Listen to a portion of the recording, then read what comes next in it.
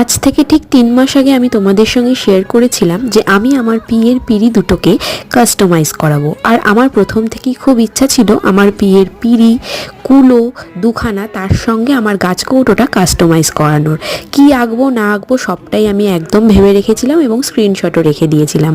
কিন্তু বাইরে আঁকাতে যে প্রাইস পড়ছিল সেটা আমার দ্বারা সম্ভব ছিল না, এবং তোমাদেরও জানি অনেকেরই সম্ভব হয় না। তাই আমার মতো যারা যারা ভাবছো যে বিয়ের পিঁড়ি কাস্টমাইজ করাবে, আমি এই বোনের নাম্বার আমার স্ক্রিনের ওপর দিয়ে দেবো এবং তার নামও দিয়ে দেবো। তোমরা চাইলে শুধুমাত্র কাজের জন্য তার সঙ্গে যোগাযোগ করে নিতে পারো হোয়াটসঅ্যাপে বা কলে।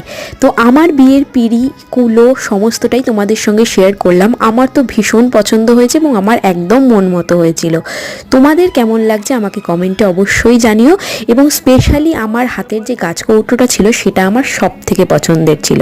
তোমাদের এই সব কটার মধ্যে কোনটা ভালো লেগেছে আমাকে অবশ্যই জানিও। তো চলো আজকে বাই।